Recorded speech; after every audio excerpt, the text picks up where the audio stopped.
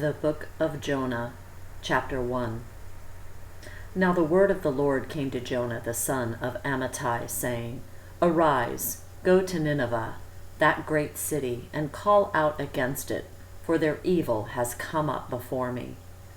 But Jonah rose to flee to Tarshish from the presence of the Lord. He went down to Joppa and found a ship going to Tarshish. So he paid the fare and went down into it to go with them to Tarshish, away from the presence of the Lord. But the Lord hurled a great wind upon the sea, and there was a mighty tempest on the sea, so that the ship threatened to break up. Then the mariners were afraid, and each cried out to his God, and they hurled the cargo that was in the ship into the sea to lighten it for them. But Jonah had gone down into the inner part of the ship, and had lain down and was fast asleep. So the captain came and said to him, What do you mean, you sleeper? Arise, call out to your God. Perhaps the God will give a thought to us, that we may not perish. And they said to one another, Come, let us cast lots, that we may know on whose account this evil has come upon us. So they cast lots, and the lot fell on Jonah. Then they said to him, Tell us on whose account this evil has come upon us.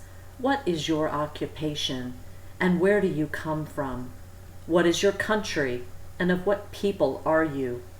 And he said to them, I am a Hebrew, and I fear the Lord, the God of heaven, who made the sea and the dry land. Then the men were exceedingly afraid and said to him, What is this that you have done? For the men knew that he was fleeing from the presence of the Lord, because he had told them.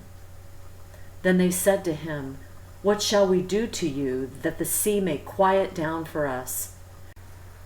For the sea grew more and more tempestuous.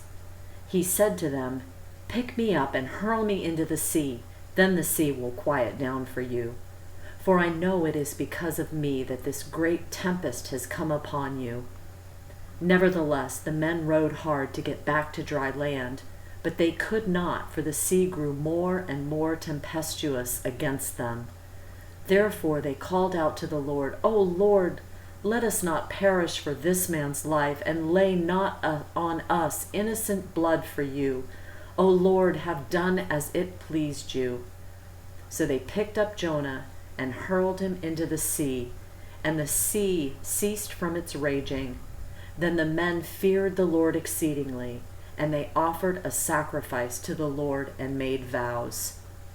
And the Lord appointed a great fish to swallow up Jonah, and Jonah was in the belly of the fish 3 days and 3 nights. Chapter 2. Then Jonah prayed to the Lord his God from the belly of the fish, saying, I called out to the Lord out of my distress, and he answered me.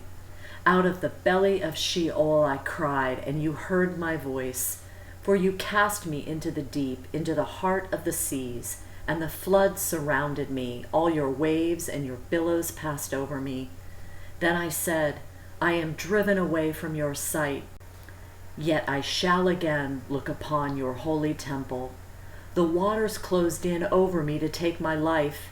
The deep surrounded me. Weeds were wrapped about my head, and the roots of the mountains. I went down to the land whose bars closed upon me forever. Yet you brought up my life from the pit, O Lord my God.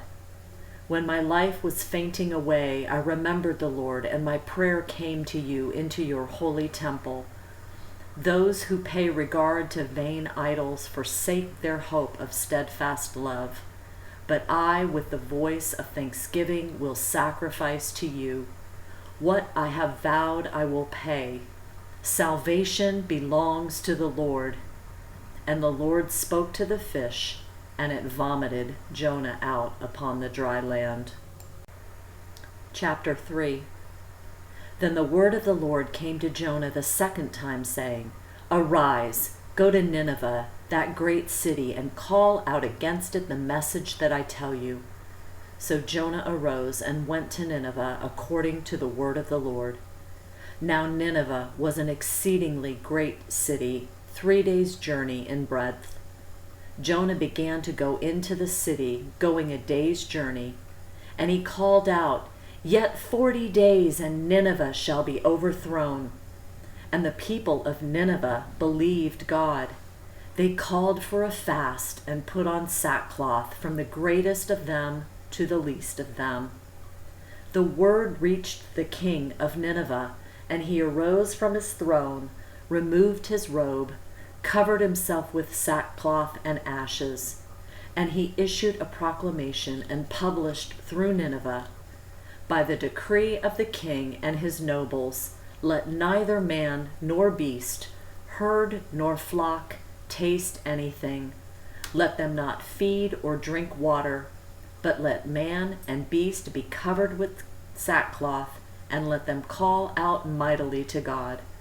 Let everyone turn from his evil way and from the violence that is in his hands. Who knows?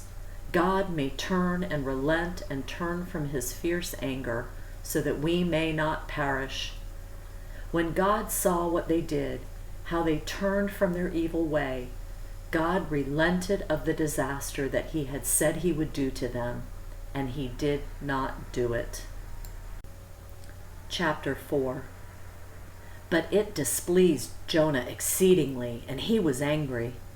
And he prayed to the Lord and said, "O Lord, is not this what I said when I was yet in my country?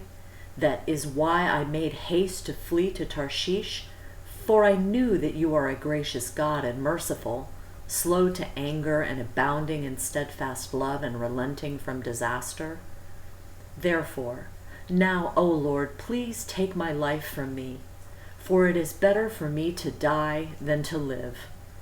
And the Lord said, "Do you do well to be angry?"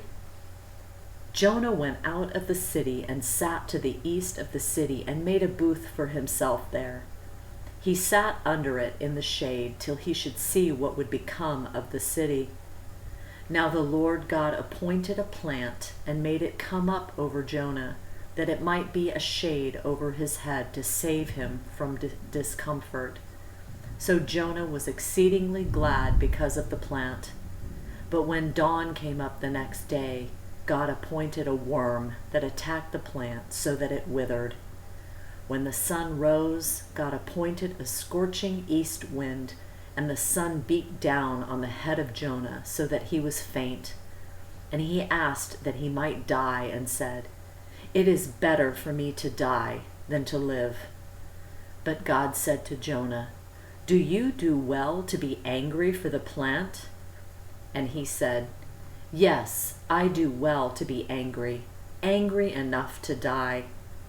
And the Lord said, "You pity the plant for which you did not labor, nor did you make it grow, which came into being in a night and perished in a night.